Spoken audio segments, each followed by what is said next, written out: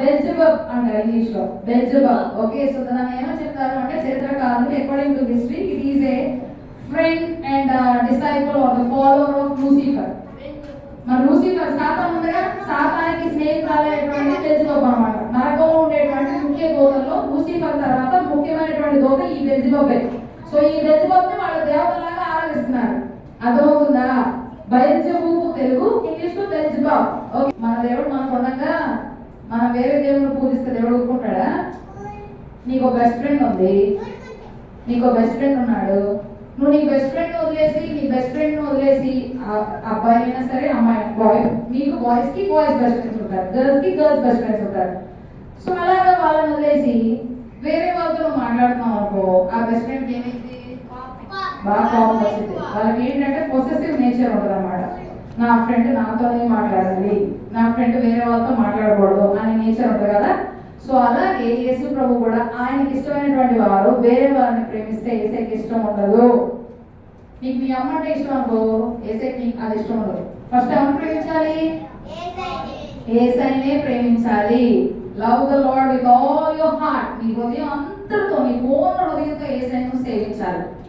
నీ హృదయం అంతా యేసయ్యను సేవించాలి. సగం హృదయం యేసయ్యకి, సగం హృదయం మమ్మీ డాడీకి ఇవ్వకూడదు. మమ్మీ డాడీకి ఇవ్వాలి, కానీ ఫస్ట్ ప్రయారిటీ ఎవరికి ఇవ్వాలి?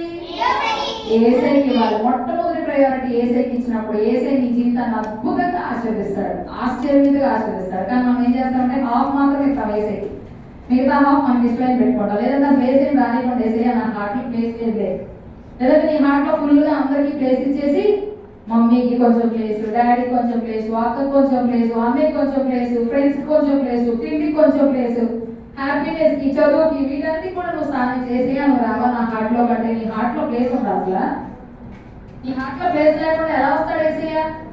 వస్తాడా యేసయ్య? నీ హార్ట్ ఖాళీగా ఉంటే, when your heart is empty, then only God will come to your heart. నీ హృదయంలో ఏది కూడా లేకుండా ఖాళీగా ఉండి ప్లెయిన్ హార్ట్ తో యేసయ్య నా హృదయంలోకి రా అంటే యేసయ్య రెడీగా వచ్చేస్తాడు. అర్థమవుతుందా? నీ హృదయంలోకి యేసయ్య ఎలా వస్తాడు? రెడీగా వచ్చేస్తాడు. కాబట్టి హృదయం ఏమైనా పెట్టుకోవాలా, పెట్టుకోకూడదా? ఎవరైనా పెట్టుకోవాలా? మీ మమ్మీ డాడీని పెట్టుకోవాలా? మీ ఫ్రెండ్స్ పెట్టుకోవాలా?